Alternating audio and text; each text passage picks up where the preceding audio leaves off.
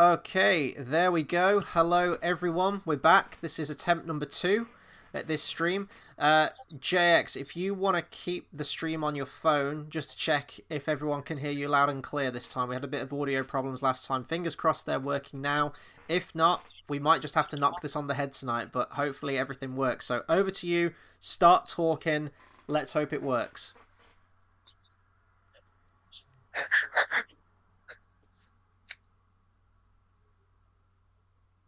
Hello.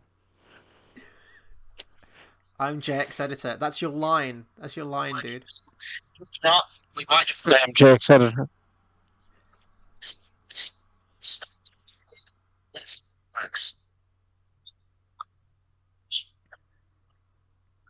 The suspense is killing me.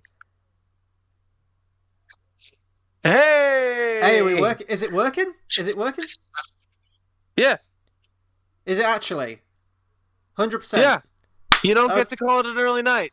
Okay. He was so happy to abandon all of you. SeaWorld Man says better. Okay, that's it. We'll take that. Let's run with it. Okay. I have the wrong picture up. No, there we go. That's better. That's what I wanted to bring up. Okay, here we are. I'm Chris. This feels so weird redoing this. I'm Chris, joined with JX Editor, and we're here to talk about Ahsoka, technically for the second time, because we fucked up last time. Thankfully, we didn't get that far into the conversation, so you still kind of haven't got our review on this.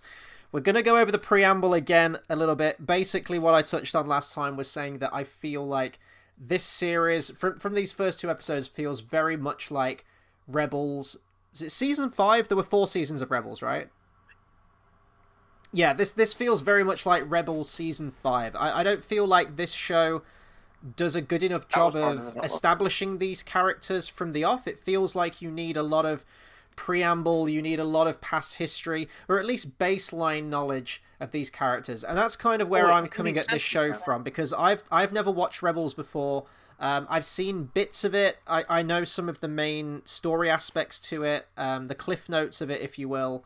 Unlike you, you've actually seen all of Rebels. You know everything there is to know about all these characters already. So I felt like I was trying to connect the dots and pick up the pieces a little bit, but I do think that a lot has changed, and a lot has happened in the interim for these characters from the ending of Rebels Season 4 to this point. Would you agree? So, having actually had some time since we talked about this before to think about this, I've actually decided I think that's a really good idea to have so much have changed, like to have had so much story actually happen between them and have that need to be summarized to like get us where we are. That doesn't feel like Rebels season 5. It feels like there's a clear divide between like we need to fill you in on other things, so we're not even going to spoil Rebels for you. Mm-hmm. I do think though that maybe I should have watched that, but I'm always of the like mind as like I don't think you should have to watch 4 seasons of an animated kid show in order to set you up for this. I think that this series should absolutely try and stand on its own. There are a few elements that I've mentioned. It gets you where it needs, where it gives you all the information in to know where each character kind of is. I guess so. There are just aspects like where they talk about a general. That's kind of all we need to know about Hera right now. She's a former former rebel general. Sorry, I just got one of those things where your ear suddenly starts ringing. Oh, okay, you got a bit of tinnitus going on. It might be me. I might be talking too loudly on the microphone. No. I just I just got a sudden woo of ring, and now it's gone. It's Admiral Thrawn. It feels like it's kind of numb on the side of your head for a second. It's Admiral Thrawn trying to communicate to you from across a parallel dimension somewhere in space and time. I shouldn't have dropped out of Dathomir Academy. But, I mean, there's a few things in this where they mention, like a character called Ezra, and they say, like, oh, we've heard word of Ezra, and if you're a complete newcomer to this series, you're like, great, who's Ezra? All we see of him in this is, like, a hologram, and he says, may the Force be with you, and to Sabine, he's like, you're a sister to me, and that's it. That's all you get. You don't know anything necessarily about Ezra. Do you need anything else? Well, we also get him in the painting. Well, I guess so, but like considering the whole main quest of our protagonists in this is that they're trying to find Ezra and also stop Thrawn, but to find Ezra, I think that's like a big thing. I don't know whether they needed some kind of text recap. We do get a bit of an opening title crawl in this, and I actually wanted to ask this of you because I was going to ask you something here, and I think we've had this conversation maybe a month or two ago when we were throwing editing ideas back and forth. Heir to the Empire. They mention Heir to the Empire in the trailers for this. We know it's coming. They'll do a title drop. It's loosely based on that. I want to say at least the fact that they're using characters like Thrawn, etc., etc. Those novels, or I might be thinking of something else here, a comic book. Was there red font on anything on like a title crawl, or am I thinking of a comic book of some kind that used red font? Dark Empire did that. That might be what I'm thinking of. But the red writing scrolling up looked very striking. No, the last time you suggested red font was for Project Star Wars 2, because the title of Splinter of the Mind's Eye is red. That's what I'm thinking of. Okay, yeah, never mind. I remember this conversation. I love these bottles because I don't know what time period I feel like I'm drinking from. I just know it's not mine. This could be from the future. This could be from the past. Yeah, it looks like Snape's potion class, doesn't it, a little bit? But yeah, okay, what I was going to say was as well, and this is kind of an offshoot of the fact that you've actually seen Rebels and I've only seen bits of it. Do you think... I mean, we've seen Ahsoka before. She's been in Mandalorian, so Rosario Dawson. Let's go into her a little bit first. Do you think she's a good depiction of Ahsoka's character? Do you think she's a good actress? Do you think she continues the legacy of the character well, or? I think she continues the legend of the legacy of the character very well. However, specifically the way that she portrays her movement wise is very like this is that an older, more mature version of the Ahsoka we know. Especially so this feels like the natural continuation when you take Ahsoka's development through the Clone Wars and then you jump to her who she is in Rebels, and then you give her another like 7 years, or actually like 12 years. And actually, wait, how long's it been? 10? I'm not sure how long it's been between Rebels and this one. I don't think they say, do they? No. I'm talking about since the fall of the Empire. Oh wow. Shit. I don't know. I'm not sure. I think it's been like 5 or 10 years, and I know Rebels is 14 years because Ezra was born on Empire Day. Mm-hmm. And I guess as a continuation of that question, there was obviously we get introduced to a lot of new characters in this series. You know, from Rebels, live action counterparts of those characters. We've got Sabine, we've got Hera, Chopper. I guess we've already seen who's like the purple like monkey guy that cameoed in Mando season 3. Oh, Zeb, the original concept art for Chewbacca. Yeah. So you know we've seen these characters before, but the characters introduced in this series, do you think that they're a good live action depiction of the cartoon characters, or do you think any of the performances are lacking with the supporting cast? So I have a note here that I think hang on. Sabine's writing is true to Rebels, but there's a sort of like loudness to Sabine's voice that I feel like is missing. However, I would say that the delivery, like the cadence of Sabine's delivery would probably match her Rebels depiction pretty well. Mm-hmm. Hera is just kind of there. She's a person. A lot of people are saying she's really monotone. She's really monotone. I wouldn't go that far, but she's not really Hera-isms. She's not really being a character. She's just there.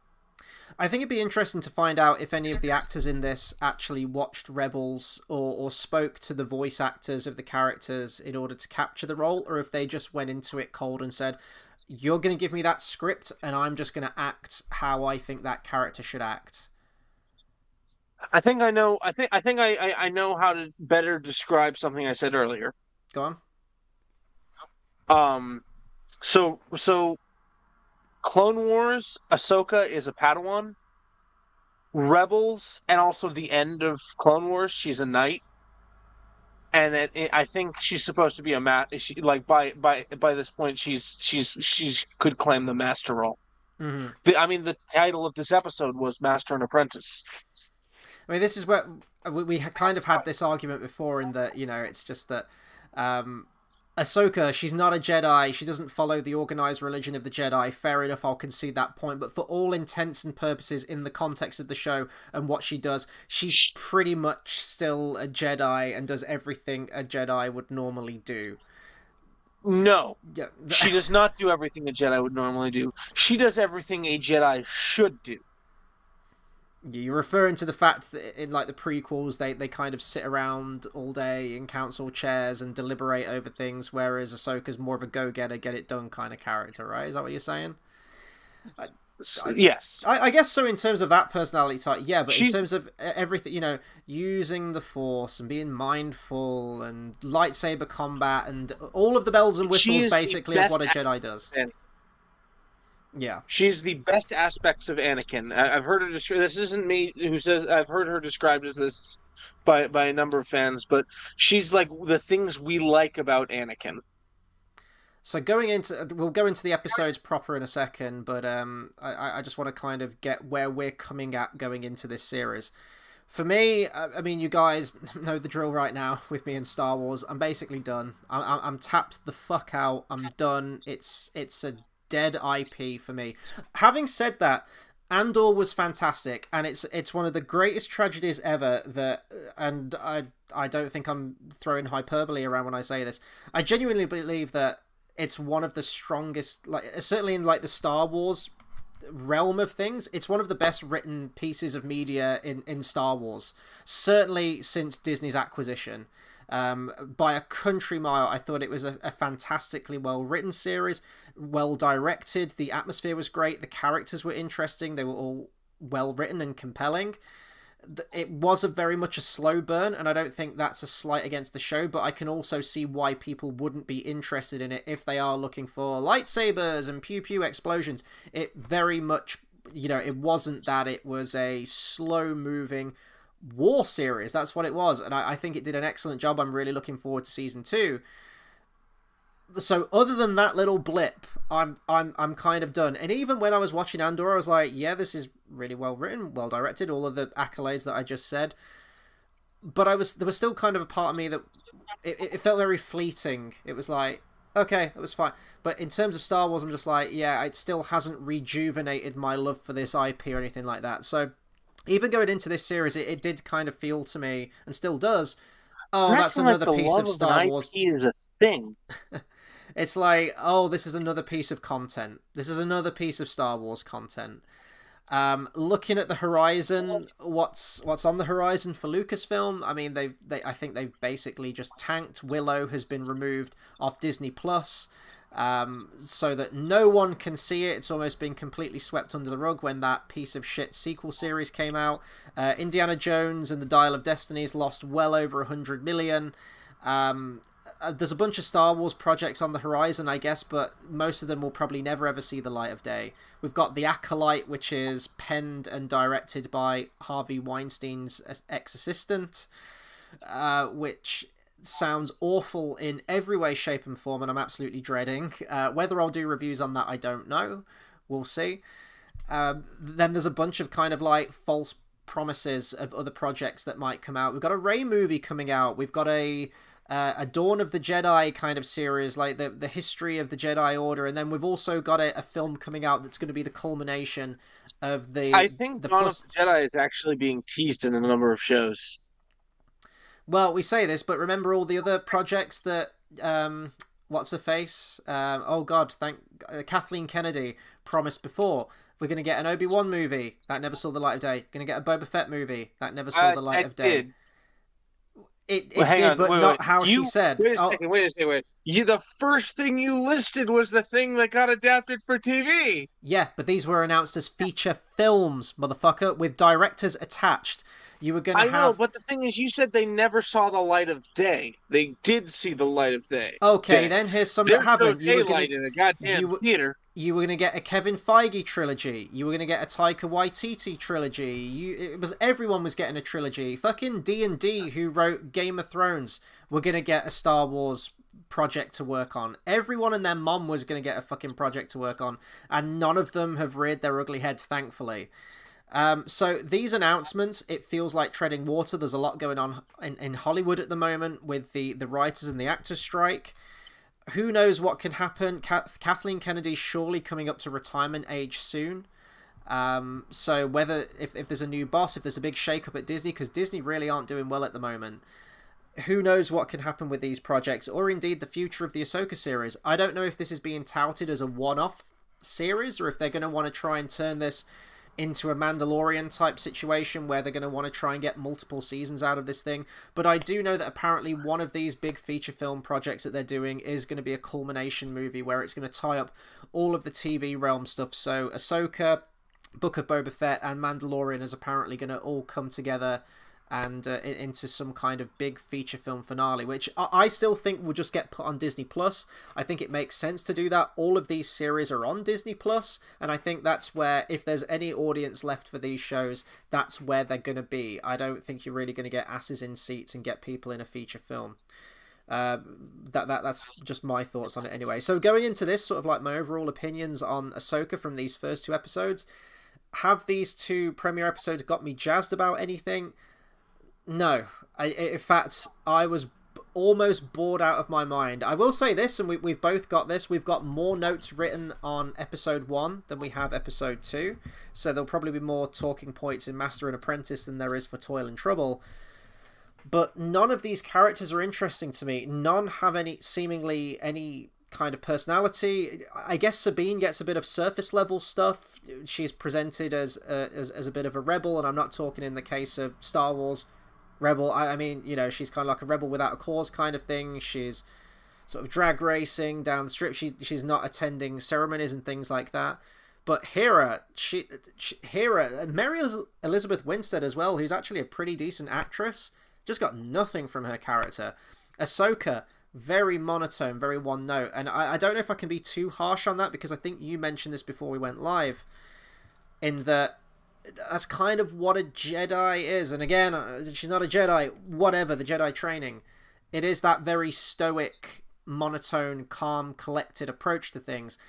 Unfortunately, I think that doesn't translate well to a main protagonist character. It can do sometimes, but when we've seen Ahsoka originally, and she's, you know, full of beans, full of life, now she's just, all of that's just been kind of dragged out of the character. And we've got Ahsoka, we've got Sabine, and we've got Hera, who all kind of feel very uniform, bland characters, at least at this stage. Maybe it can change in a few episodes' time, but we're 2 episodes in, damn near short of 2 hours in running time, and I'm just not feeling any of these characters so far.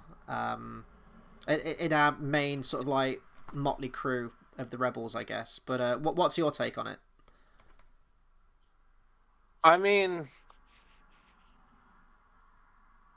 like I said before, when we were assessing the characters, Hera is just kind of there.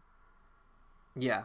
I'm hoping that like we get a chance for her to actually like do more things and like actually be a character rather than just be kind of a plot device. Well, what was she like in the animated series? Was she always just kind of there in the show as well, or did she have a bit more about her in the show? No, she was the leader. Yeah. I like that Chopper is his still articulate self. Chopper's pretty cool. I will say, Chopper emotes more than 99% of the characters. Yeah, he flexes. That was strange, but I was just looking for anything in this show, a shred of anything. I'd say the strong. If you can look through like, oh sorry, no, if you look through his rebel scenes, he is the mouth of a sailor. I guess it's when he's looking for the thing in episode 2, and he's doing all of these crazy antics. I wanted to go like, oh, that's really dumb, but I'm like, well, R2 did some pretty dumb shit in the prequels as well, and you know, with the buzz Chopper droids is like and more independent and crazy than that. Yeah, but I mean, if that's the character, that's the character. I do wonder, though, will some things not translate well from animated series into live action with that kind of stuff? But I don't know. I didn't mind Chopper. Maybe. It was a moment of levity that I appreciated, because it was like I was watching this in a coma, and then when Chopper flexed, part of my brain went, "That's really dumb," and another part of me went, "That's kind of endearing." So I don't know. It's a mix. However, I will say my favorite character, and by far the shining light in this series so far, and I mean, it's a bit of a downer to say this, obviously, as well, but Ray Stevenson, playing the character of Baylan Skoll, really interesting character so far, and I'm looking forward to seeing how his character develops and what he's going to bring to the rest of the series. And just a bit more about him. It's him and his apprentice so far. His apprentice, not too keen on her character, but hopefully she gets a little bit more dialogue, a bit more personality. We learned that they were once at the Jedi Temple, and they left after the Clone Wars, got out safe, and either they've sided... I don't think they've sided with the Imperials. It feels like they're a bit like Ahsoka. They're like the dark side version of Ahsoka. Ahsoka took herself out of the organized religion of the Jedi. Yeah. And they've gone off on their own as well. Why they've turned... They would be classified as Dark Jedi in old canon, but yeah. I think they're probably, if they're going to get a name, if they're going to be called anything, it's going to be a different name. Well, even in new canon, wasn't it in... Was it in Fallen Order, or was it in the new game? You have a boss fight with a guy who's like a Dark Jedi. Oh, Talon Malak. Well, he's using Dathomiri magic.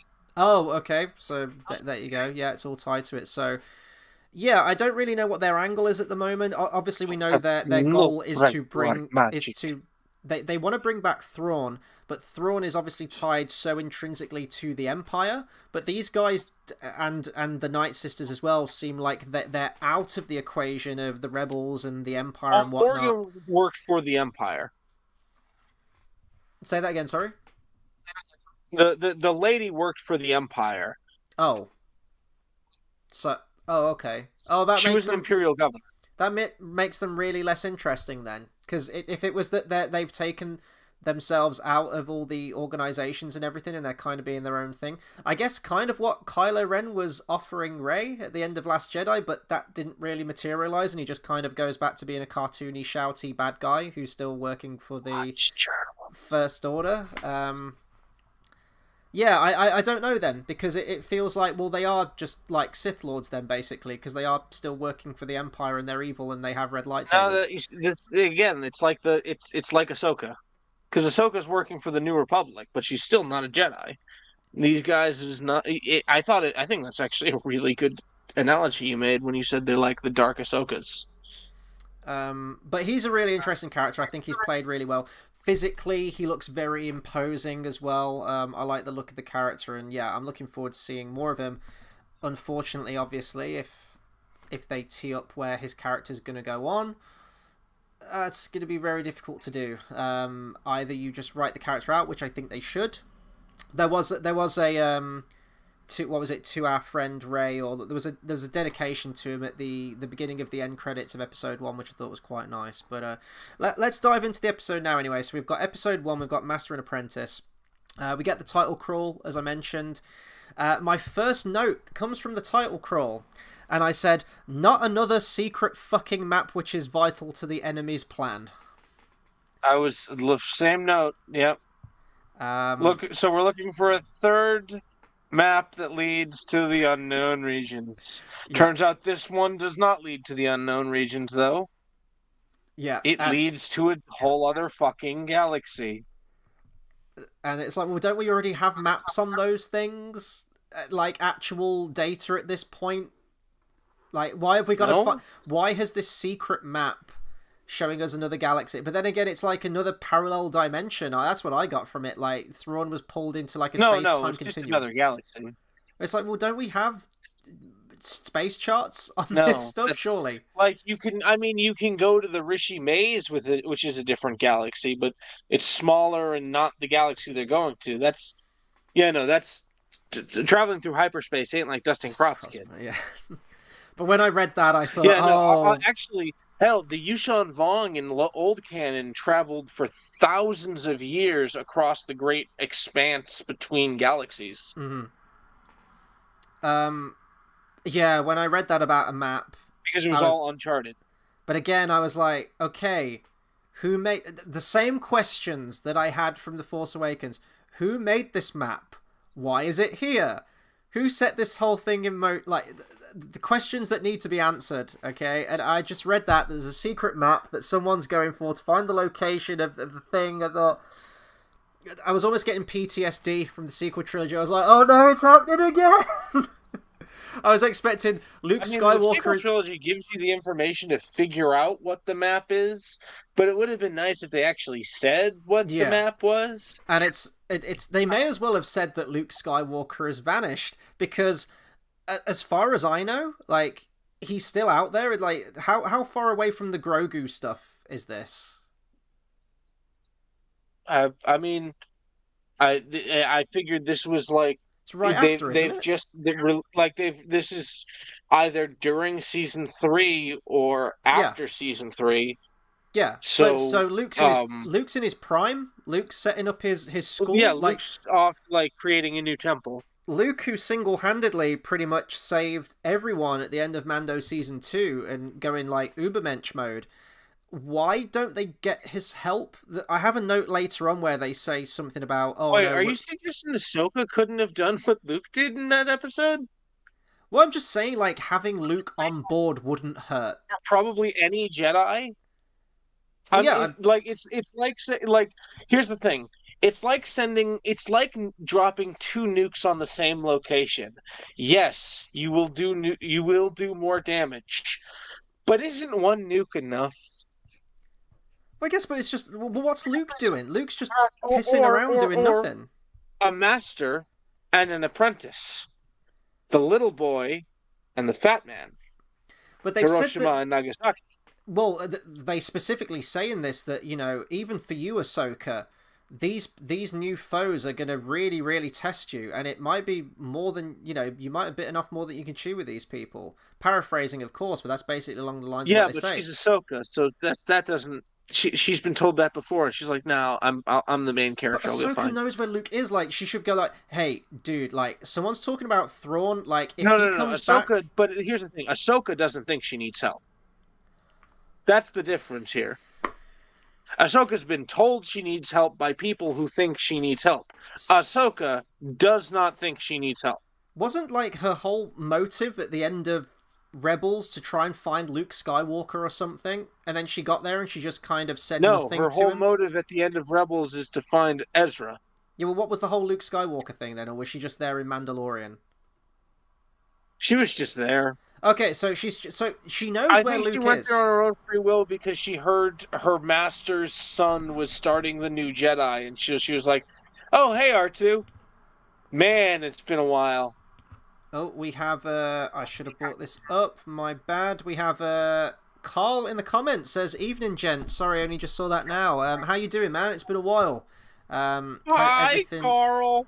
Hope everything's going well, dude. I'm trying to bring the chat box up on screen, and I can't seem to do it. Leave that with me. Just don't. But I can still see the comments there, so that's all good. We're all good with that.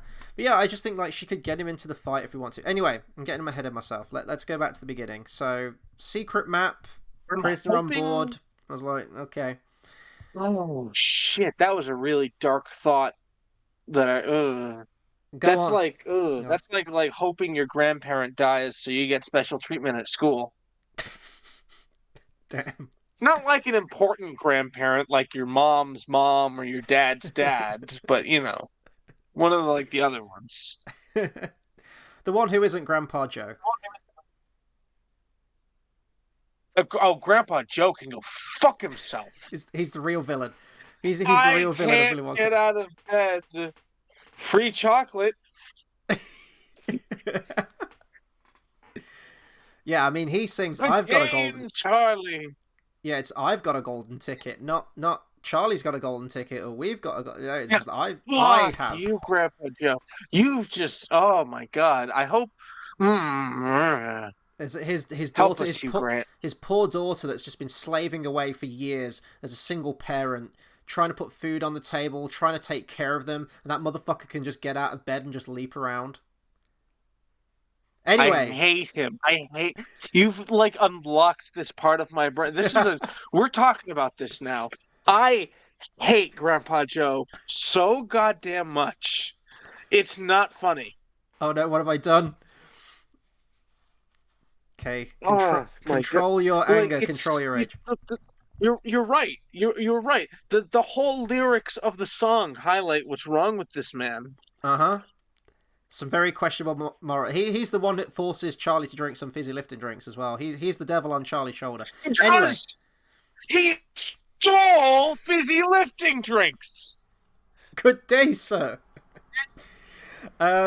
Anyway, we cut to Captain Hale on Home 1, and they have a transmission comes through, claiming to be 2 Jedi. My first question is, couldn't they tell it was an Imperial shuttle? Aren't Imperial shuttles the New Republic uses those too. Oh, okay. I thought I've only ever seen them when they've been inherently bad and filled with evil people. Okay. No, anyway, they use them in Mando. What is his plan? Did you notice the token Mon Calamari soldier? I did, yeah. Was he the first one to die? No, it was Hale, wasn't it? I think. Was he? I thought Hale was the last one to die. No, I can't remember. But anyway, what is Captain Hale's plan here? Because he just assumed that they were just Imperials, so he was gonna like arrest them, and then they turned out to have superpowers. Well, they said Jedi, but he's not shocked when he sees them in robes or with lightsabers or anything. He's still just like, oh yeah, you guys work for the Imperials, you're Empire scum, blah blah blah. Yeah, I mean that's a pretty simple concept. They're pretending to be Jedi. They're wearing robes. They have these either real lightsabers or they're fake lightsabers that are probably detonators or communicators. Either way, I don't think just meeting them head on with limited to no weaponry of your own. No, it was a bad idea. It wasn't an impossible to come up with idea. It's a terrible idea and an awful idea. It's not an unbelievable idea. That's the difference. And everything just goes wrong because he didn't prepare anything. He didn't put, he didn't take evasive maneuvers. He didn't put deflector shields up. He just welcomed them on board with open arms. And he suspects that something is off and that it's probably a trap. Not a Star Wars pun, but there we go. And then he acts surprised when his suspicions turn out to be true. And he has no precautions. His suspicions do not turn out to be true.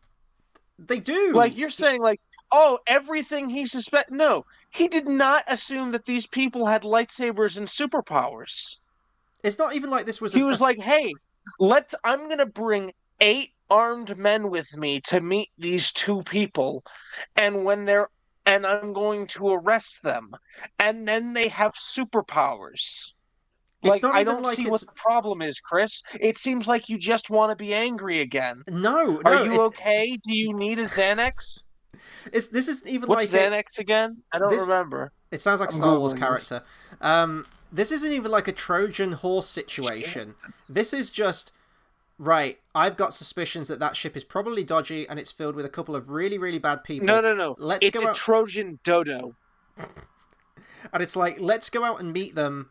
Oh no, they do actually have lights and we have nothing. We don't have guns trained on them. Anxiety medication. We don't tell them to slowly step out of the vehicle. We don't have any kind of scanning devices. We don't do anything.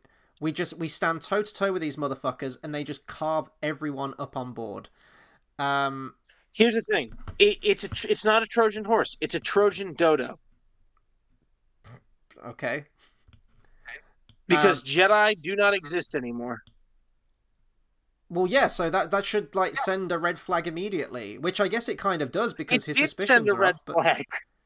But it's just like you've taken no precautions over this at all. Carl says, "Are we agreed that Baylan Skoll is a badass?" Yes, as I said, he is the best character in this series so far by a country mile. He's pretty much the only character that I like in this series so far. So, David Tennant. Chopper is best droid. Actually, 000 is best droid.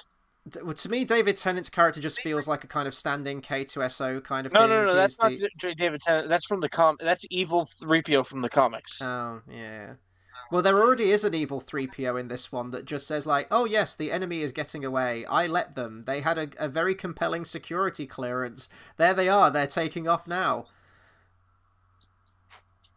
The red 3PO at the end of episode... What's the problem with that? The red 3PO at the end of 2. Like, the machine was given a clearance card from a shady-looking motherfucker. Yeah, they're shady-looking, but they had the clearance card. That's binary. That's being a machine. That's a droid. Never brought this up to anyone and can potentially bring back Thrawn through carelessness. Why would they bring it up? They had a clearance code. Anyway, I'm going on a rant about this next line, and you're either going to say, it didn't bother me, or you're going to say, oh, I didn't even notice it. If you didn't notice it, okay. Written by Dave Filoni. What does Dave Filoni like more than anything in his Star Wars projects? Hot chocolate. Member berries. He likes member berries. He likes using similar locations and previous lines of dialogue. Not limited to the name of the episode, Master and Apprentice, which to me is very much a episode 1 line. But here we go. We get a very blatant line here. Captain Hale says, along the lines of, let me see some identification. And Baylan Skoll says, allow me to show you our identification, before pulling out lightsabers and carving everyone up. And I thought... I kind of half got that. And I was like, I didn't. It didn't really register, but how do these lines not register with you? You know these lines these films like the back of your hand. Every single line of dialogue. How do you not go? That's a reference to that moment with Obi-Wan in the fucking spaceport in Episode 4. Because also it's what he's saying. Yeah, but it's clearly aping off that line from Episode 4. I don't get how you can miss shit like that. And he's like, allow me to show you our identification. Darkseid will quote Alfred. And pulls out a fucking lightsaber. And I put, not even 5 minutes in, and Filoni can't resist the member berries. And I just go on a rant about Captain... Oh yeah, Captain Hale, by the way, gets stabbed with a lightsaber and is instantly killed. Remember this for later. This will come up again at the end of Episode 1. I know what you're saying, but also, like, he didn't go to the hospital immediately. Fuck you. Dude got stabbed. He was down like a sack of shit. He was dead on impact of that lightsaber. So he was Sabine. Gone. Wait. Sabine still felt like a sack of potatoes. I can't believe we're having this discussion. Stands for a bit. Everybody else falls like Grand Inquisitor and Reyna fall like a sack of potatoes, but Sabine stands for a bit. But she's a Mandalorian. Fuck you, dude gets run through with a lightsaber in exactly the same fashion as Sabine, but because I guess he's not plot centric and actually lightsaber physics still worked before Disney fucking ruined them. Or I guess the Clone Wars ruined them because Darth Maul getting cut in half and then coming back is still really dumb and I hate it. But yeah, Disney have just kind of gone to town on this. This shit happened twice in Kenobi. It happens in Episode 9. It's happened again in this. I'm tired of people getting stabbed with lightsabers and not dying. But at least Captain Hale did get stabbed with a lightsaber and did actually die. At this point, if it does kill them, it's a continuity error. Anyway, Carl says, Order 66 wasn't very successful, was it? How many Jedi actually survived it? Yeah. This has been a problem with me. But wait, hang on. No, this isn't a problem. However, there are 10,000 Jedi in the galaxy. If you kill 99% of them, there are 100 Jedi in the galaxy. That is still very successful. I think it does diminish the moment of Order 66 from that movie, because then when you break it down you go, oh well, that guy from Jedi Fallen Order survived, and Ahsoka survived, and these guys survived, and don't survive, what's the point of the everyone in the video games survived. There's a whole bunch of people that survive Order 66. It does kind of diminish the effects of that. However, I will say there is a line in A New Hope, and I know that the continuity between the prequels and the original trilogy isn't great anyway. Hunt down and destroy the Jedi Knights. Yeah, Vader helped hunt down and destroy the Jedi Knights, because he doesn't do that in... well, I guess he does at the temple, really. So unless he's talking about that, but it sounds like Vader actually went out for an extended period of time hunting down Jedi Knights and killing them, and not just the massacre at the Jedi Temple. That's how I've inferred it, so I guess there is an argument there that there could have been some survivors, but it is getting to the point now where it's like every other spin-off show is like, oh, or spin-off media, oh, look at this other Jedi that survived this horrible, horrific massacre. Have they? No, they haven't. Well, I mean, Ezra kind of being a Jedi is there. No. Ezra was born literally the day the Empire killed the Jedi. Him being another Jedi, to me, it takes away from, you know, that No. our last hope. Anyone born just before or after, anyone born after or just before the Jedi Purge being Force sensitive makes perfect sense. For me, it takes away the whole thing that Luke, and I guess like Leia, but Luke is meant to be the last one. No, you are diminishing the Force as a concept. The Force is diminished. That's the whole point. Luke is the new... Like, there's Obi-Wan, but he's getting old for these things. No, the Force is Yoda's... Like, look, there were just thousands of... There was just several generations of Force sensitives alive at a time, and they had been gathered and put into one place. Why would they stop being born? I love the comments right now. We've got Bath Time. He says, oh my god, you're back. Oh my god, it's a live Reddit argument. This is our everyday conversation. We're always arguing. Like, we're good mates. It makes perfect sense that there would be champions of the Force born after all the Jedi are killed. I'm just saying, thematically, and story. They are born after. The saga, like 1, 2, 3, 4, 5, 6. Just looking at that as a complete story, which was intended as that. Right, hang on, hear me out. All the Jedi are killed. We've got one left. We've got Luke and Leia, but Luke's like the main Jedi character in the original trilogy, right? His sister's just kind of Force sensitive a little bit. That boy is our last hope. He is the one. Obi-Wan, yeah, he's still a Jedi. He's still kicking out there, but he's getting old. He's getting too old for this kind of thing. Yoda's just in exile on Dagobah. Their whole eggs in one basket is Luke. That's the whole thing. If you then go, okay, well, Ahsoka was still out there. She's kind of like a Jedi. You've got Ezra, who was also Force sensitive. This guy showed up. You got this guy, and you've got all these other Jedi. You've got Jedi Fallen Order. But to me, none of them could have stopped Vader and the Emperor. Well, to me, it's just like, okay, well, what was so special about Luke then? Just get one of these guys. Just train them up. He was Vader's son. He could stop Vader and the Emperor. If you trained, he was the only one actually like. Also, here's the thing. Here's what you're not acknowledging. The thing is, you've got this 5-year period where there need to be no active Jedi, but that's it. Well, your argument there saying that Luke had to be the one because he was Vader's son, he was the only one who could do it. Yoda specifically says in return, and acts disappointed when he finds out that Vader told him this knowledge. They wanted him to not be privy to this knowledge so he could just go there and kill him and not be complicated with emotions about him being his dad. So just get any. So just get any. But they were wrong about that. Yeah, but what I'm just saying is their plan was to just... They were wrong about that. You're just looking at it in hindsight. I'm just saying their plan... Yoda and Obi-Wan want Luke to be like a regular Jedi and defeat Vader because that's all they know about. They don't know about all this other shit, and all this other shit probably wouldn't be good because the thing is, if Luke dedicated himself to the Jedi arts as like a go-to regular Jedi, he would murder Vader and Palpatine. Bath Time says, name of the Galactic Senate of the Republic. Bath Time says, what about that kid? Bath Time says, what about that kid with the broom? I agree with what you're saying. Sadly, wouldn't have been born at that point, so I'm going to take him out of the equation, but he did cross my mind, I must admit. Anyway, let's get back to the show. We then actually cut to... I've also got... we get another... We have another Rogue One hallway rip-off scene. This is like the 3rd time we've done this shit now. 4th time, actually, because... Oh, I guess there was, kind of.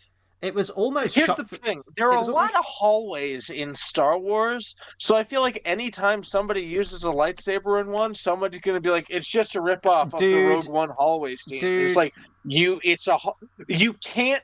Here's the thing. You cannot film a lightsaber scene in a hallway and not have someone say it. That's all I'm going to say. Come on. Does this pay certain homages? Certainly. Dude, But it's also, almost shot... It's almost you're shot... never not going... I don't think. Here's what I'm actually saying. I don't think the season finale of Mando season 2 is actually an homage to that. I think it's just a fight in a hallway. What? Are you kidding me? Yeah. People I really believe me. People have done like a fucking side-by-side overlay of that shit, and it's almost identical. Yeah, and they move certain shots to be more in line. Dude, when he comes out the door, it's the fucking same shit. This one with Ray Stevenson, there are moments where it's shot for shot. Like, the camera angles and movements are identical. The bit where he walks through and like forces that guy up to the ceiling and walks through with the lights, it's the same fucking shit. Darth Maul happen in this? Yes. Darth Maul had one as well in the final season of Clone Wars, and I'm so tired. Oh no. Okay, yeah, no. The Darth Maul one is not at all a reference to that one. He doesn't even have a fucking lightsaber. Okay. But you're saying, like, oh, well, you know, we can't have any other things. You have one guy in a hallway fighting a bunch of other guys with a blaster. There will be similarities. No, but dude, watch it. It's this one in Ahsoka is shot for fucking shot. And what I'm saying is, yeah, you're going to say all this came out before, but it proves that you can. Obi-Wan and Qui-Gon at the beginning of Phantom Menace are in a corridor, and that is nothing remotely like it. Two things. Time... Qui-Gon had already started to become one with the Force. What are you talking about? Qui-Gon had already started to become one with the Force. He had already started to give his mind and spirit over to the midichlorians. He's been lying there dying. You think he wasn't doing that? Do you think he'd just be doing...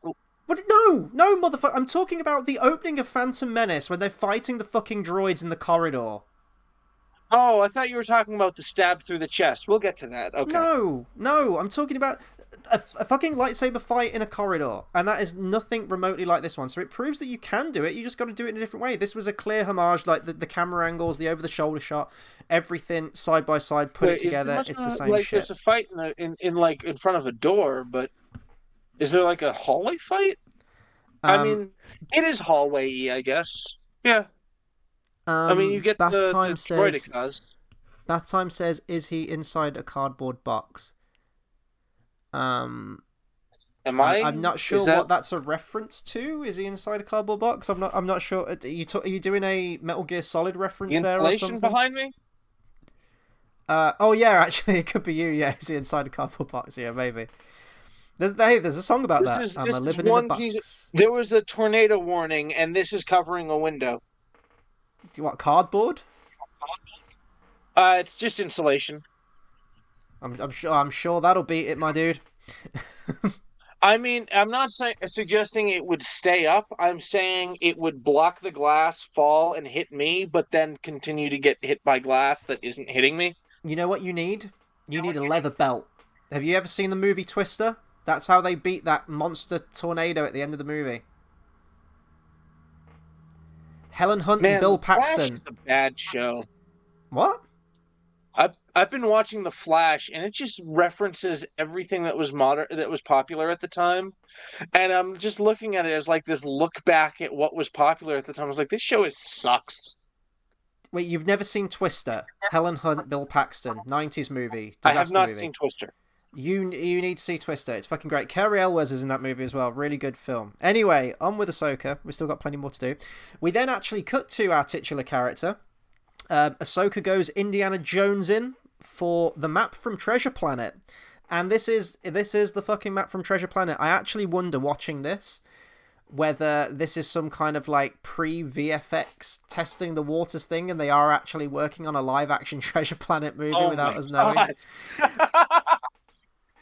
I've always thought that, because I think I mentioned this before, but in the live-action Jungle Book, the Jon Favreau Jungle Book movie, there's a moment where Mowgli falls into a gorge with some stampeding, I don't think they're wildebeest, but there's some kind of like oxen or bison or something. And I was like, oh wow, this is exactly, this is Lion King. This is like, they're testing some things out for, and then a couple of years later, oh, we get Jon Favreau's Lion King for this. I don't know. But anyway, it is the fucking map from Treasure Planet. It's the little sphere that you have to twist in a certain way to unlock the thing. It's a cross between Treasure Planet and the cube from the Pinhead cube from Hellraiser. No. It's hang on. I got a note for this. Think we're gonna get to see how that temple, that Dathomir temple, became a ruin in Dawn of the Jedi. You know, the one where she found the Power Stone from Guardians of the Galaxy.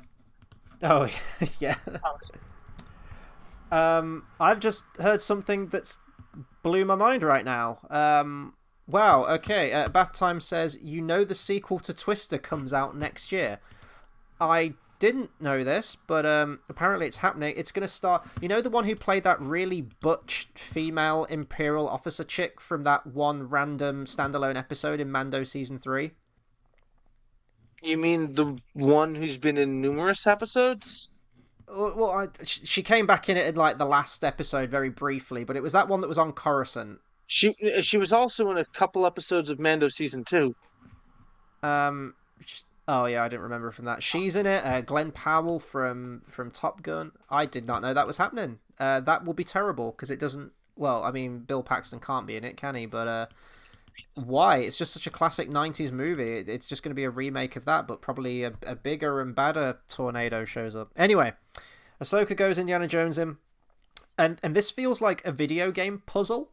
It feels like something from Uncharted, like you got to twist the thing. Nope, that didn't work. Okay, let me twist it this way. Okay, it worked. For me, this scene goes on a little bit too long. I appreciate that she didn't just walk in and hit the thing and it worked, but I was aware of the seconds going by and thinking we could be more economic with the time of this scene. It looks like a puzzle, like when Sabine has to like keep turning it and then twisting it. It looks like a puzzle where in a video game that's testing PlayStation 4's motion controls, where you have to actually like turn the controller. Yeah. I fucking hated that in Until Dawn. Yeah. And there's some games as well, because PS3 did that as well, the whole 6-axis thing.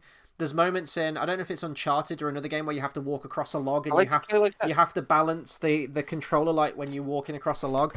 And very quickly game developers realized that everyone fucking hated it, so the first launch games were really pushing that, and then pretty soon after that it dropped off a cliff.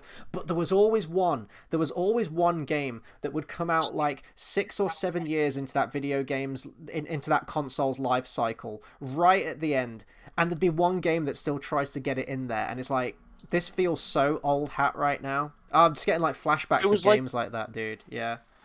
It reminds me of the voice controls in the Kinect in the Xbox One when it first came out. Yeah.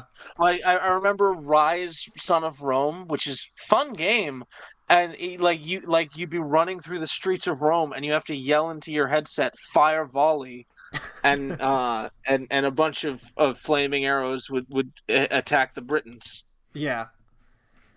We got a comment here from Carl that says, Filoni is also directing episode 5, so I'm guessing Anakin will show up then. The question is, will we get Obi-Wan in a flashback from the Clone Wars?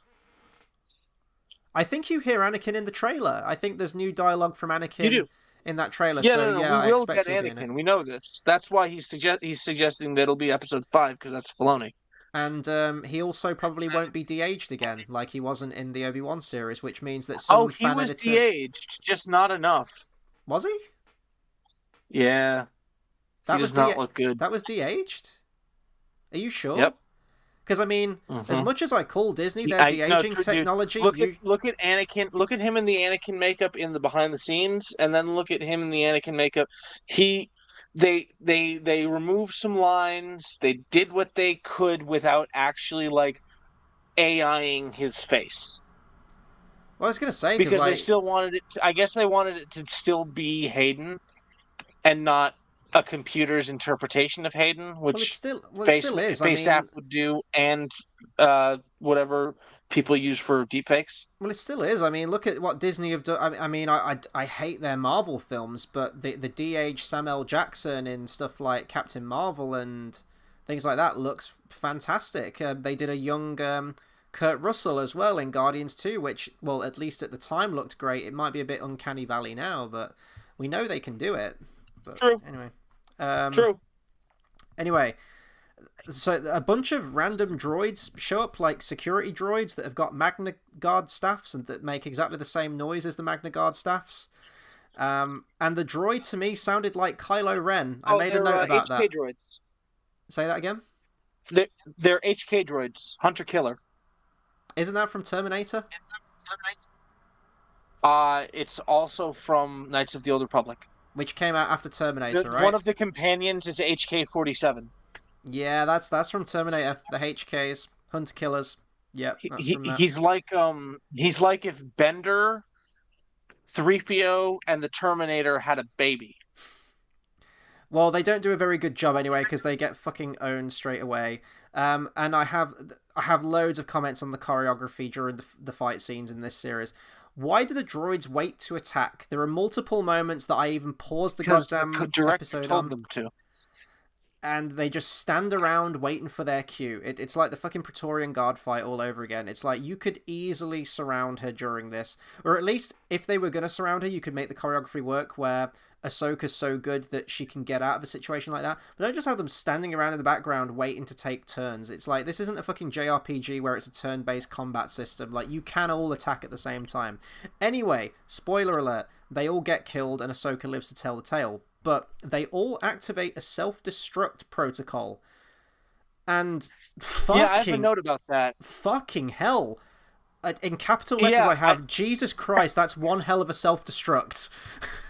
Yeah, no, I wrote, good thing the HK droids can't move while they explode. Never mind. Yeah. Just saw how big the explosion was.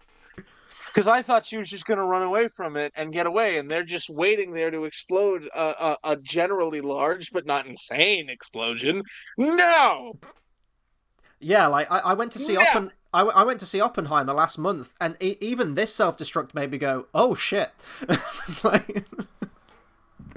And the thing is as well, wasn't this meant to be some like super sacred Night Sister temple thing from many years ago that was like sacred or some shit? Like the fact that the map was old, nobody said sacred. But like the fact that the map was here in the first place tells me that this place needs to be protected. The very fact that these droids are here to kind of protect it. Don't tell me you're getting sentimental, Chris. No, I'm saying this item, this artifact, is clearly important to the Night Sisters and knowing where Thrawn is, right? Yeah, they put it in a sand triangle.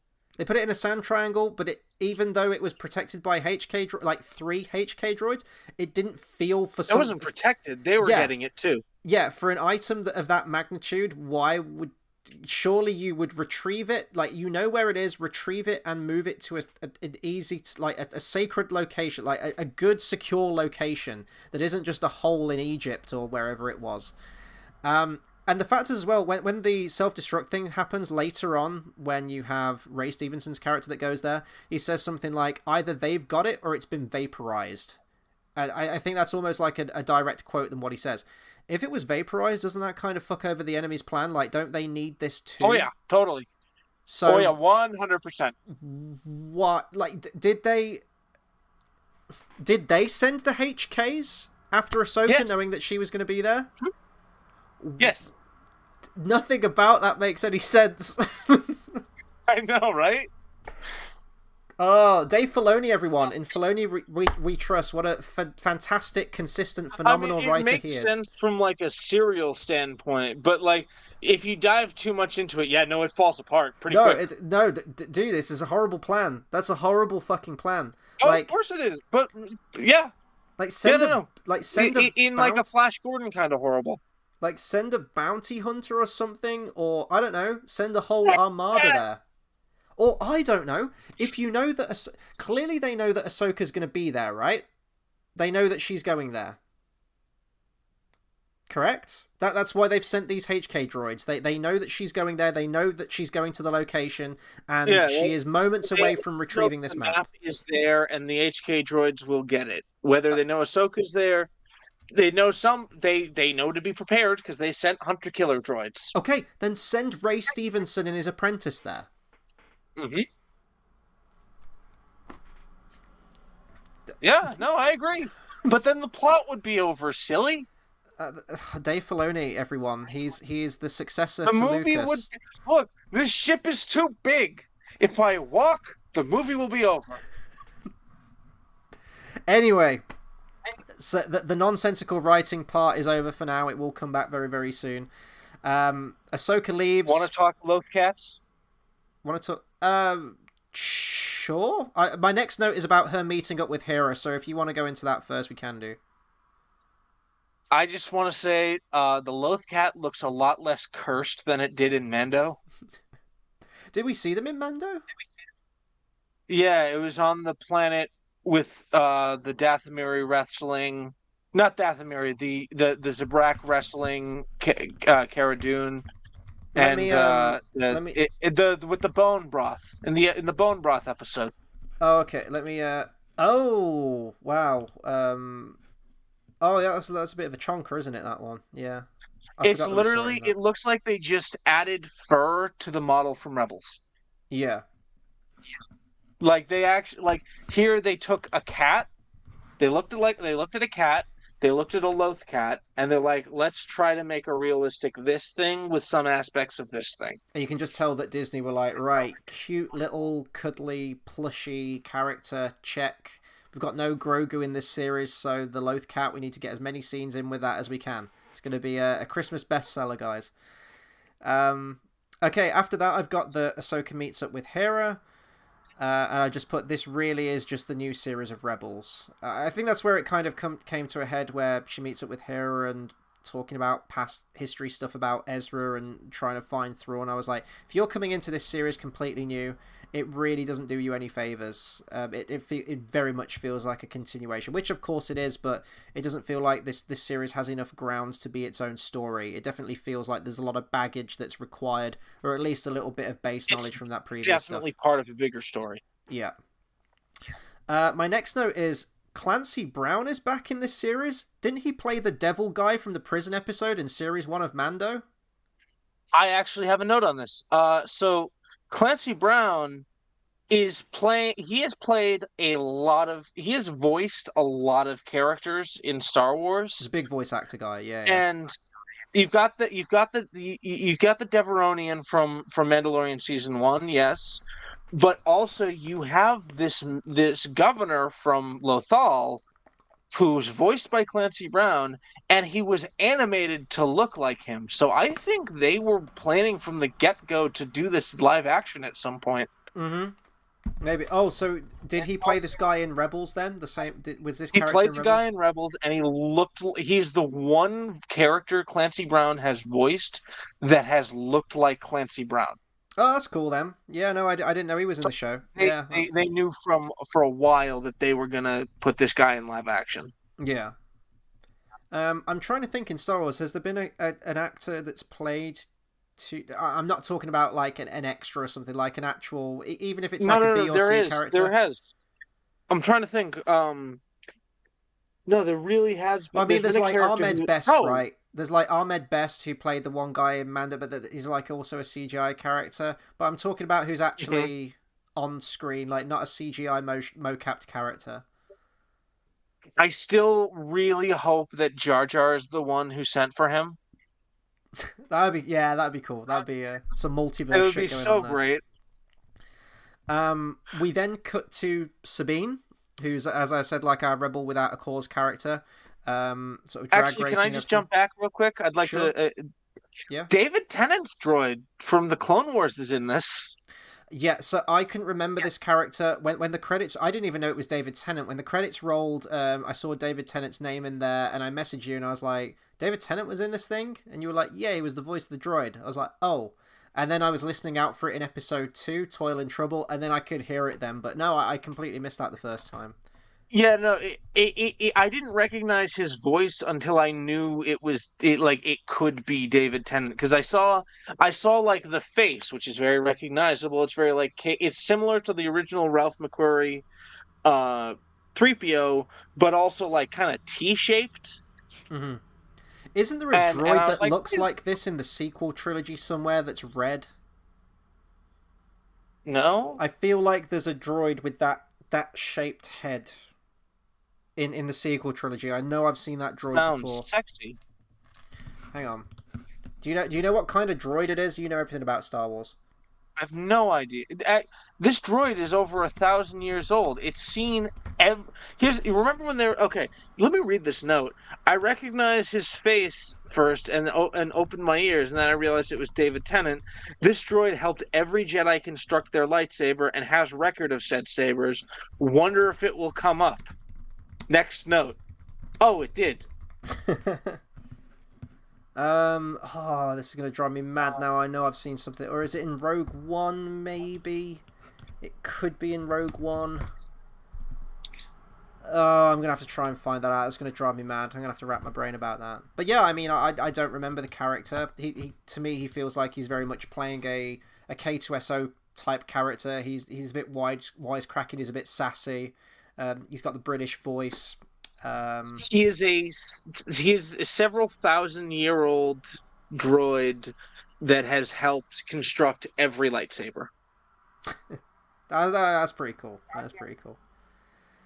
Which also, while we're talking about this, I'm going to skip ahead. Mm-hmm. Skull is the only Jedi with a hilt like that. Meanwhile, everyone in the prequels is walking around with one of 8 hilts. Yeah. But they're not meant to be. You've just noticed that because you've zoomed in, enhanced, like constantly on those lightsabers. But yeah, just are you done with the droid, or I was going to talk about Sabine real quick? Yeah, no, I'd say I'm good. I'm good on the droid. I put hard rock in Star Wars.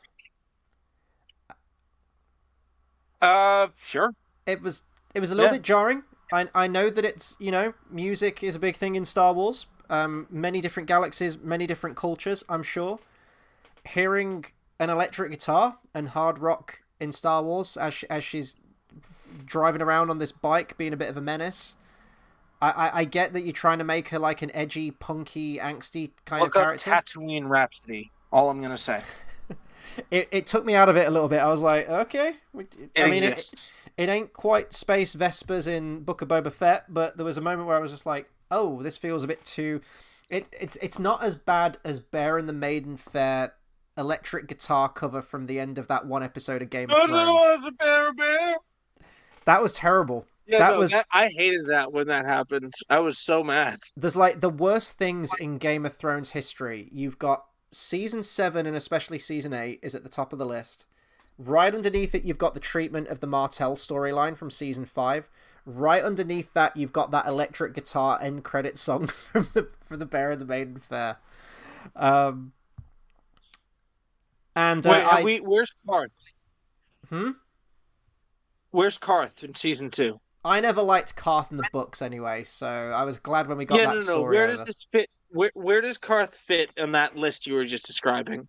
It's Zorazo and Daxos and the maiden got locked in the fucking like saw, like just got sealed in the thing. No, look, you're listing things you hate in Game of Thrones, and you're like, apparently the third worst thing is that hand part. Is the 4th Karth? Is the 5th Karth?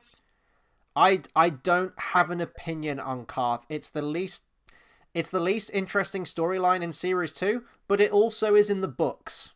Daenerys doesn't do fuck all in Season 2. It's boring. I mean, okay. That's why in the movie they just skip that. Yeah. By the way, there are 2 more of those. Haven't watched them. I also have a maybe note a 4th one actually. A fifth would be the.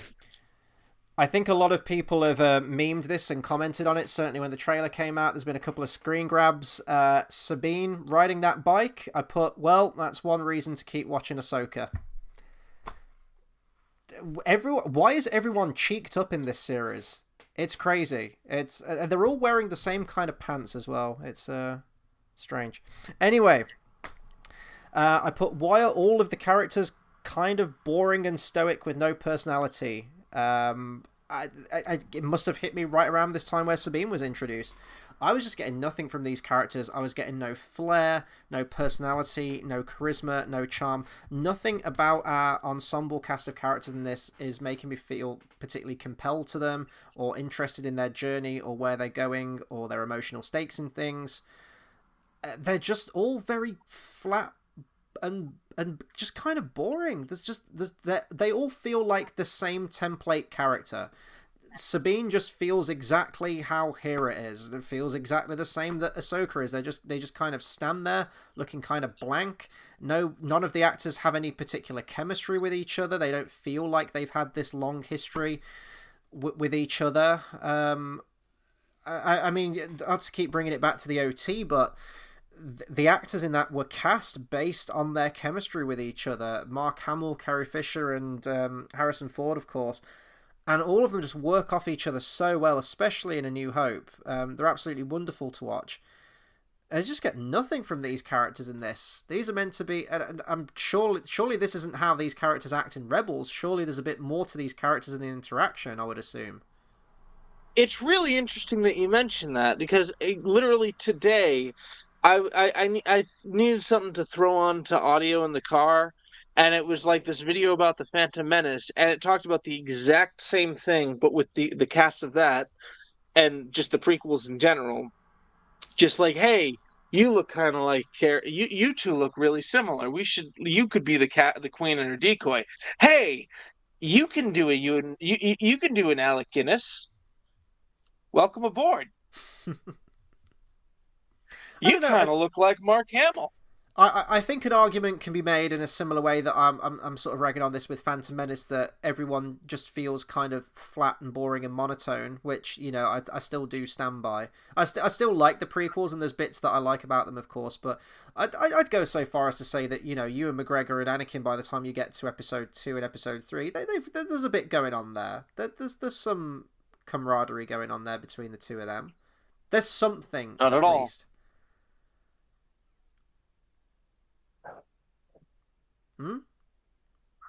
Not at all.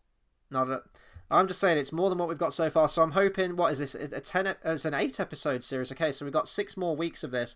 I'm hoping by the course of it we just get something, because yeah, everything just there's no real like. Can they fall into a pit of Gundarks?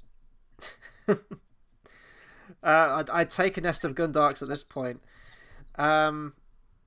Yeah, I just have a note here. I've kind of already mentioned this before. I think this is where we cut to the Night Sister. I put, if you wanted to keep the map safe, why wouldn't you just retrieve it and move it somewhere that's way more secure? Oh, and then she's talking to what's his name? To Ray Stevenson's character as an apprentice. Well, she's talking directly to the apprentice actually, and she tells her to go to I want to say to go to Lothal. And she just kind of walks away. And she just gets nothing.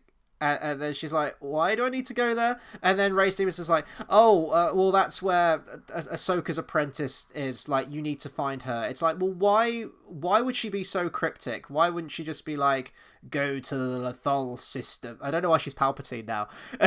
Go to the Lothal system. Wipe out Ahsoka's apprentice. Just tell her that. Tell her what you need her to do. Because I mean, imagine if Ray Stevenson didn't know that information, that Ahsoka's apprentice lives there. You'd just be like, go to Lothal. It's like, okay, for how long? What do you want me to do? I don't know. I mean, I think we can assume that Maureen knew that Ray Stevenson knew that. Yeah. Like, I get she's playing the character of, like, the wise, old, evil witch sage kind of character who usually talk in riddles, but sometimes you just gotta get down to brass tacks, you know? Sometimes you just gotta tell me what the objective is, what I need to do, and I can go and do the thing. Also, Lothal, I imagine, is a big planet. even if they just go to like the main city, I imagine it's going to be quite hard to find someone. I know she has those like Phantom Menace surveillance droid things that fly around that Darth Maul had on Tatooine, but still, bless you, bless you. Yeah, but Sabine is a celebrity. Like, remember the whole celebration thing? Oh yeah, I guess so. Yeah. This is where I actually have my note about Luke Skywalker, and I think it's when Ahsoka's talking to Sabine and she's saying that, you know, this is going to be really, really tough. We need all the help that we can get. Like, I need you. Like, we've got to try and find Ezra. Here's the situation. I just thought you could just get Luke's help with this. Like, why can't Ahsoka just call upon Luke, or at least mention this shit to him that all of this stuff's going down? I don't know what he would bring to the table that Ahsoka doesn't bring to the table herself. 2 lightsabers are better than 1, I guess. He is that's like what she uses to. He is a Grand Jedi Master at this point. Like, he could be of some help. Yeah, that's a title he's earned by default. Dude blew up the Death Star and also took down. Well, Vader kind of did it, but you know, he could have bragged about it maybe. Like, the Emperor got taken down, and Vader, like, he brought peace to the galaxy. He's a celebrity. Yeah. Like, just get his help. Like, he might be useful. I have a problem with this next scene as well.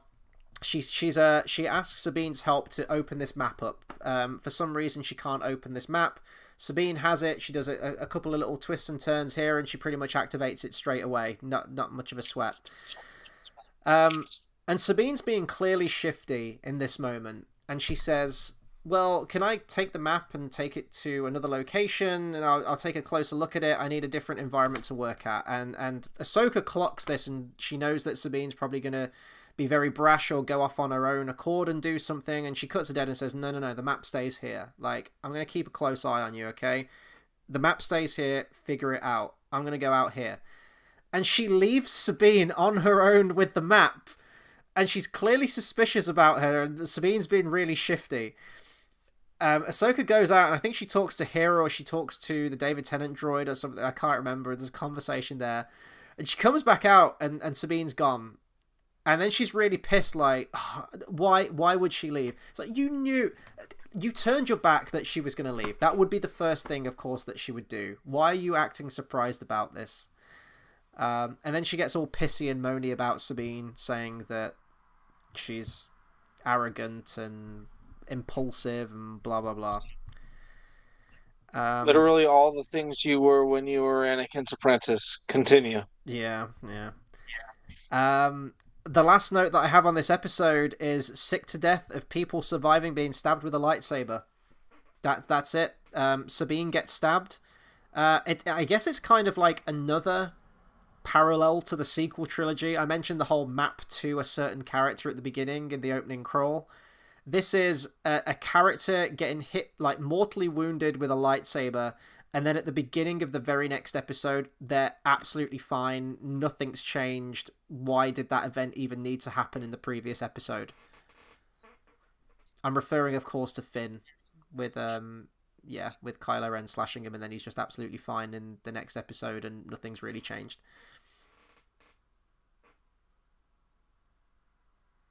I mean, you know my feelings toward the matter. Yeah, but would you literally concede had this that huge ass conversation like 20 minutes ago? Yeah, but I was just gonna say, but would you concede that there really isn't any point into her being bested in a fight like being that? Stabbed at all? Yeah, no, there's no point in her being stabbed there. I'm just sick to death of it. At least Finn needed to be unconscious so he wouldn't go with Rey. Yeah, there would have been some nice ramifications of that actual wound. There's no reason he wouldn't. Like, he got straight up, like, his spinal cord was opened. Oh my god. Motherfucker, you just had like 5 sneezes in a row?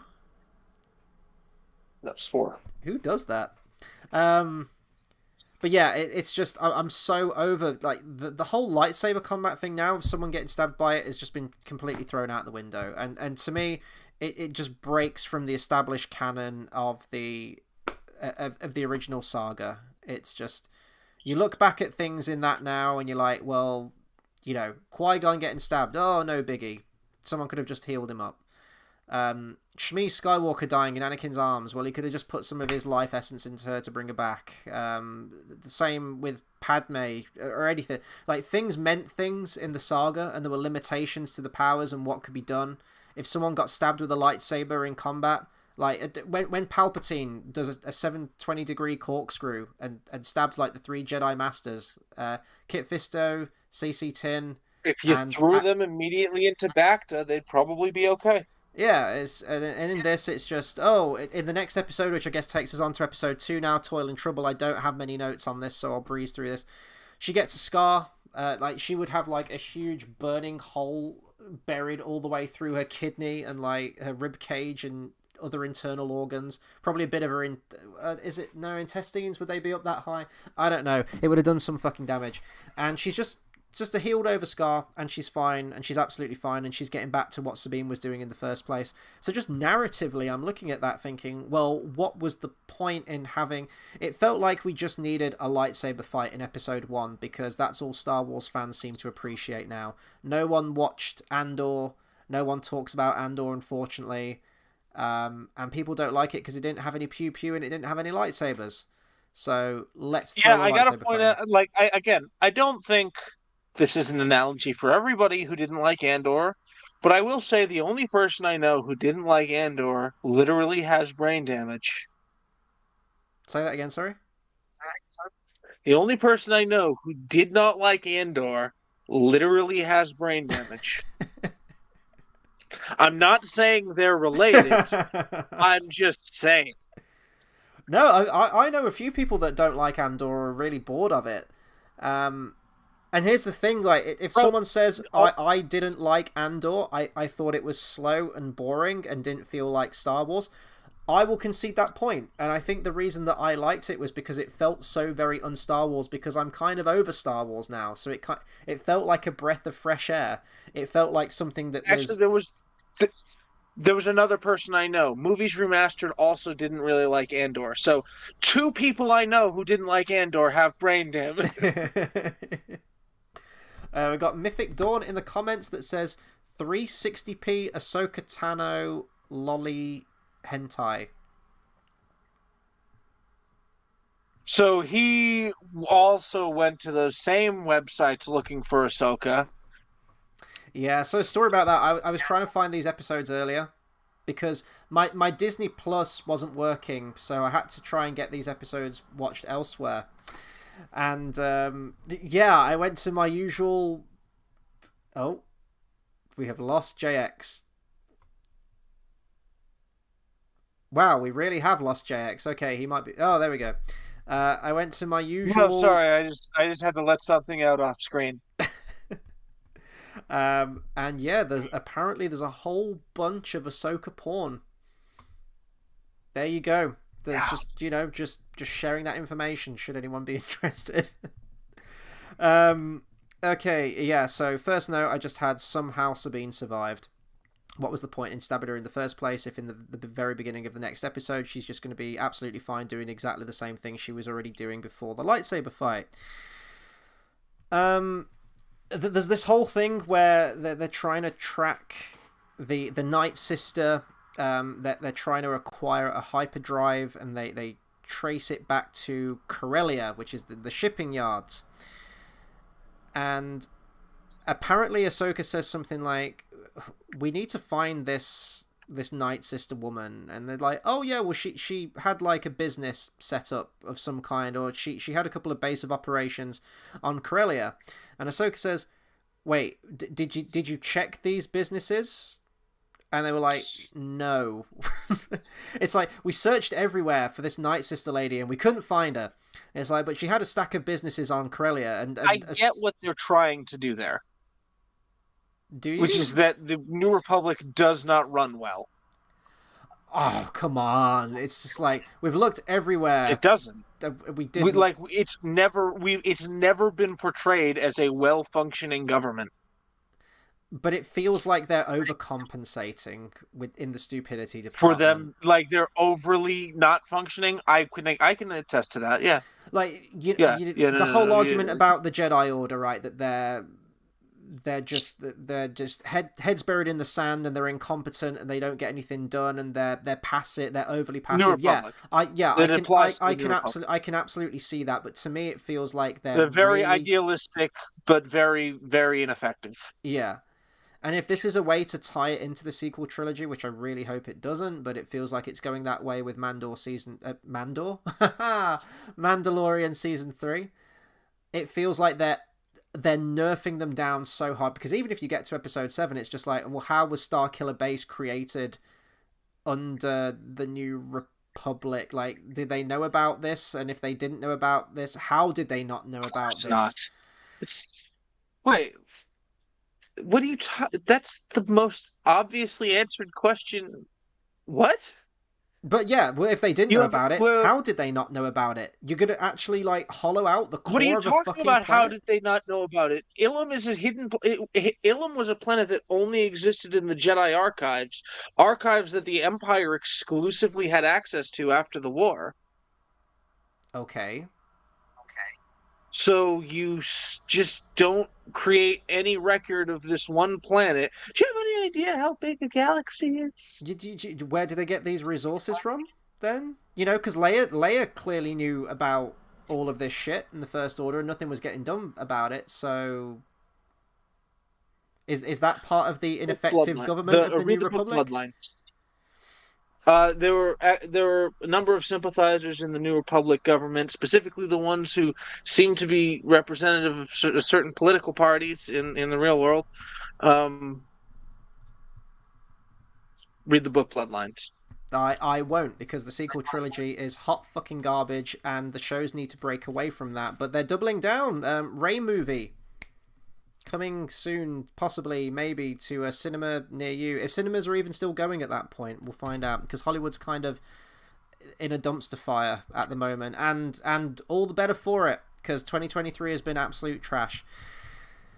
Anyway, so they go to Corellia. There's a scene with the Night Sister, and they talk about something called the Eye of Sauron, the Eye of Sion. The Eye of Sion, which actually, Sion is might be really important in this, actually. He is the only, not the only Sith Lord.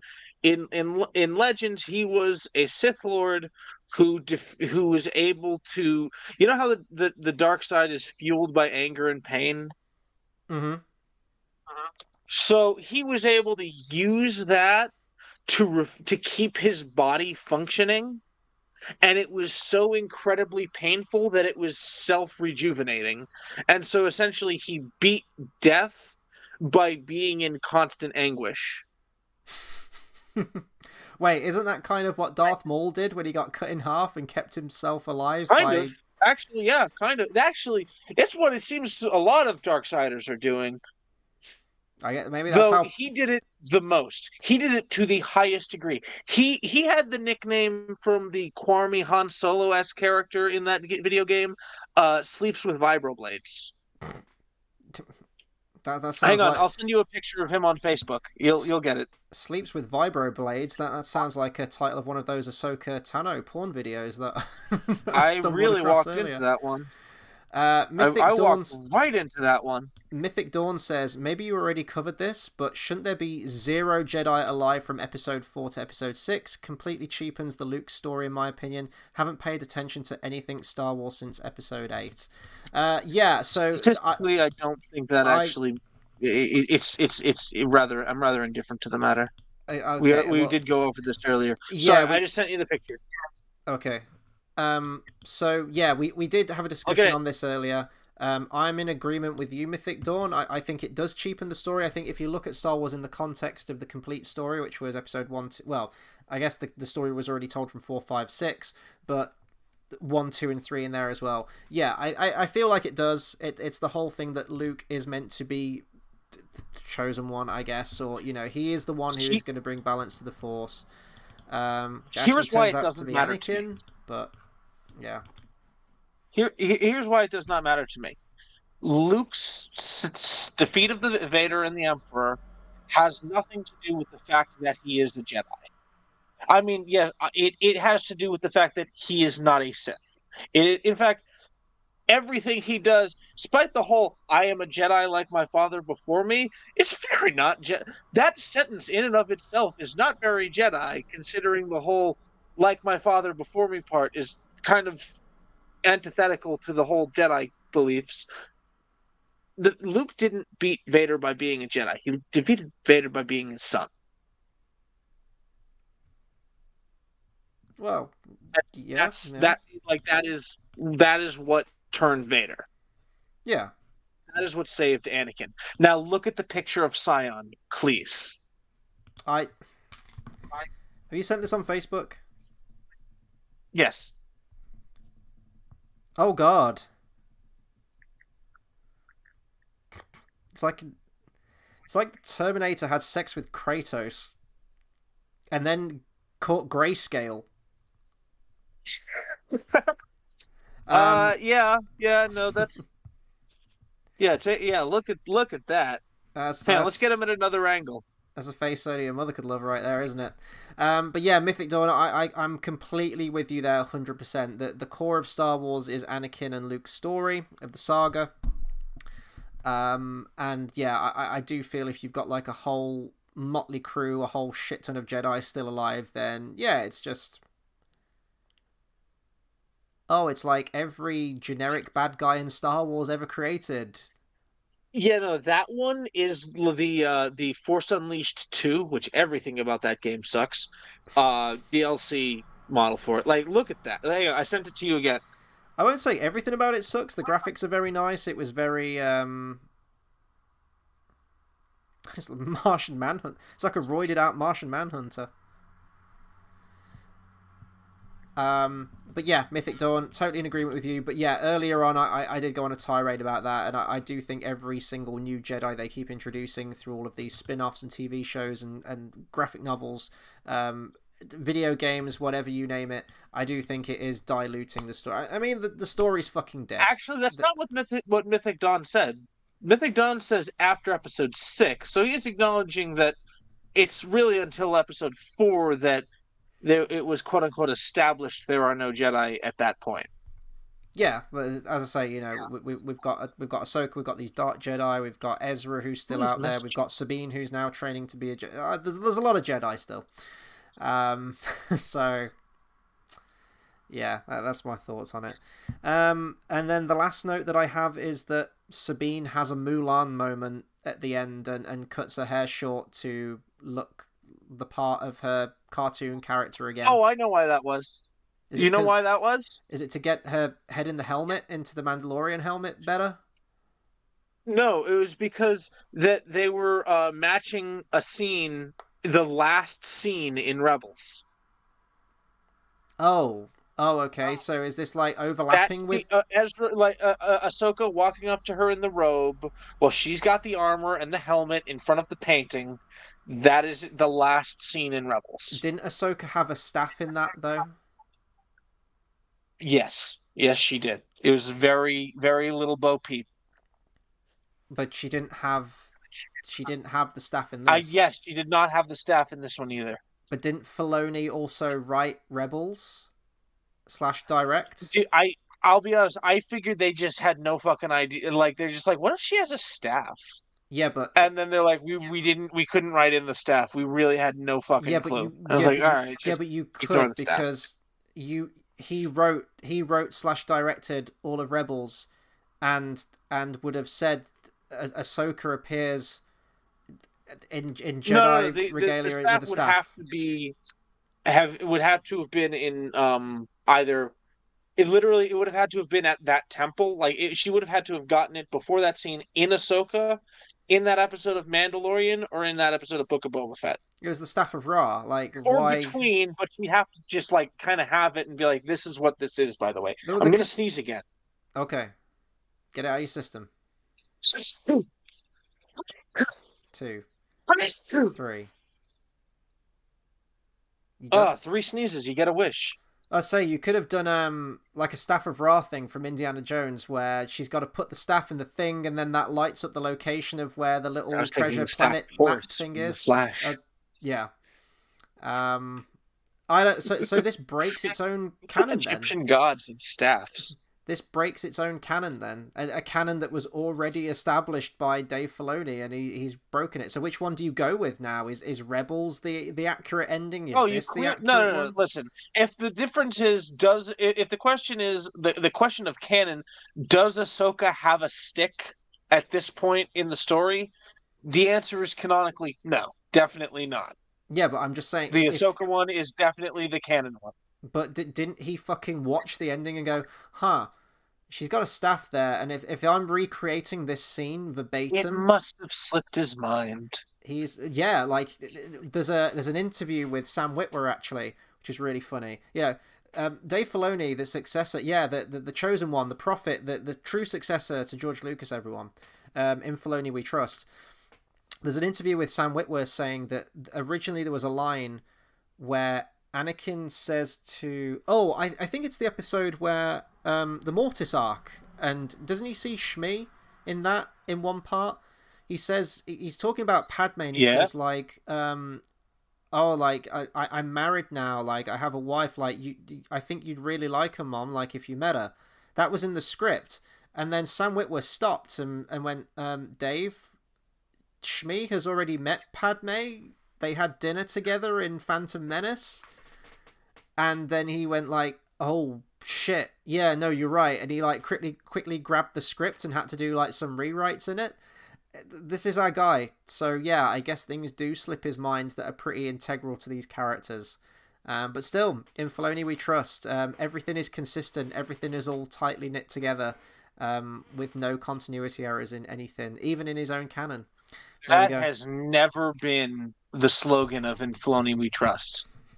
Like, as somebody who has not trusted in Filoni, I can assure you that is not the slogan of In Filoni We Trust. There's a lot of people who do. There's a very vocal majority of people that do in the Star Wars community, which is really tragic and sad to see. What I will say is, though, I mean, I've never watched all of Rebels. I've seen bits, and I have seen that ending scene, actually, with Ahsoka. And that staff always stuck in my mind. I thought Ahsoka looked really cool there, where she's in the robe with the hood, and she rocks up with like this badass staff, looking like a wise old sage woman kind of thing. I like, that's kind of cool. I like that. So that stuck in my mind. The staff stuck in my mind, and now it's just not a thing, and he fucked up. Unless this is another point where they leave together to go do a thing. Could be that. She could have like cut her hair and gone with Ahsoka at one point when Ahsoka had a staff. It didn't work out. They came back. She grew her hair out again. She cuts it again. Then they go off again. There you go. There's a canon explanation for you. That's what happened. Actually, no. She wouldn't need to cut her hair. Her hair would just need to be the same length because that's just what it was. Mm-hmm. And that's it. They're your first 2 episodes of Ahsoka. So yeah. I was just really let down. What I will say, a really quick note, mention as well about the music. I, again, haven't seen Rebels, but I recognise some bits of the music. I think they did reuse a couple of the themes. I think Ahsoka's theme comes back in there, and I think some of the other incidental character music is in it as well. I might be wrong about that, but I think it's in there. No idea. A lot of the music does sound like classic Star Wars. There's a piece of the music in the end credits that sounds exactly like Princess Leia's theme, which I don't quite understand why it's that close. That they change maybe like 2 notes in it. It's so almost identical, but I quite like the music. I think it serves it well at the moment. As it stands at the moment, I'm not jazzed about this series. I'm enjoying talking about Star Wars with you. Obviously, I'm very busy now, and like I don't get much time. I don't get as much time to hang out or chat or even do videos. Like, guys, for God's sake, the last video I did was a month ago. It's crazy. So it's nice actually getting to chat with you, and we get to catch up and talk Star Wars again, and we've got this for the next 6 weeks, so strap in. We've got more Star Wars to talk about. The series itself, I could take or leave it. If I jump ship now and never watch the rest of it, I wouldn't be broken up about it. The one thing, and I kind of predicted this as well because Ray Stevenson was so great, is his character. I'm looking forward to finding out more about him. I think he's a very interesting and compelling character. There's moments where, like his final line of episode 2, where it seems like there's a lot of layers to his character, maybe a bit of conflict there with his past as a Jedi, but where he finds himself now. And of course, like most people, I do want to see live action Thrawn, and I'm sure Disney will fuck it up, and I'm sure there'll be some terrible writing in there, as is evident in these first two. But nonetheless, I'm still looking forward to seeing a live action Thrawn, and I guarantee he won't be in it till much, much later. I think we'll only get a tiny bit of Thrawn maybe in the last couple of episodes. That's my prediction. But I guess final thoughts for you. Final thoughts on these two episodes? I've got some hopes about like Thrawn. I specifically, there are characters from the Thrawn, like the canonical Thrawn novel, that I would like to make an appearance. Mm-hmm. Specifically, Eli Vanto and Captain Pelion. Oh yeah. One of them was like his Watson in the original books, and the other one was like his Watson in the new books. So I want them both. Haven't they cast him? I thought he was in the cast. Pelion is still loyal to the Empire. Eli actually defected. I thought they'd cast Pelion or someone. I thought that was already confirmed. Pelion was in The Mandalorian season 3. Oh, that's it. Yeah, I guarantee you'll be in this then. Yeah. Oh, of course. Yeah, but I don't know if I don't know if Eli Vanto will, and I really want him to. I'd love to see him in live action. I guess we'll find out. We don't have a title for next week. We do have a director. It's Steph Green, the same one who directed Part 2, and the entire series is written by Filoni. So we will be back next Wednesday. We're either going to keep it to 11 p.m. I know there were some technical issues tonight, so that's why we went live a little bit later. It's either going to be 10 or 11. Obviously, I'll schedule the stream ahead next time, and we'll be talking about Star Wars. There will be some other video reviews coming out. There's a massive retrospective I've got planned in midway through October, which, judging by the state of the company at the moment, will be a trip down memory lane and harkening back to better times of a yesteryear of some of those older films. So that might be giving it away there. But I've wanted to do that retrospective literally for years now, and it'll be nice to finally get to that one. So that's coming in October. There's a couple of other films coming out in between then. The back end of September, we've got a new Saw film, so I want to get some Saw videos out there. I want to talk about the other ones. I might do a ranking video of the traps or whatever. I don't know. I've got a lot of ideas, but in terms of like big films coming out at the moment, there really isn't that many to get jazzed about, to be honest. End of September. I think it's around September 23rd. Local Odeons, I think it's Odeons everywhere. The Lord of the Rings extended trilogy is being put back in cinemas. I've got my tickets booked. I'm out of my mind for it. I've got Fellowship booked for the morning at 11. That same day, I then need to get myself over to London. I've got tickets to go and see The Lord of the Rings The Two Towers in concert. Can't wait for that. And then the day after, I've got Return of the King. So I've got extended edition Fellowship, theatrical Two Towers, extended Return of the King. So it's going to be a very interesting viewing experience. And speaking of Lord of the Rings, I'll probably do some Lord of the Rings content around then, because I'll probably be like out of my mind about Middle-earth and things like that. When's Rings of Power Season 2 out? Because it was a diabolical series, but they were really fun videos to make on the weekly. I think that comes out next year as well, doesn't it? I think. Don't know if they finished filming that, if they wrapped on it. I think they did. Anyway, I don't fucking know. Anyway, thank you for everyone who tuned in tonight. We've got Carl, we've got Mythic Dawn, we've got Bath Time, and one comment from SeaWorld Man at the top. Thank you to everyone that's still tuning in, and we will see you guys next Wednesday for more. I was going to say Mandalorian, for more Ahsoka. Go on. Before we go, I would just like to say a few things. Go on. In the early 1960s, William Afton founded the first Freddy's Family Diner, which had non-animatronic mascots inspired by the walking around mascots of Disneyland. There were two mascots,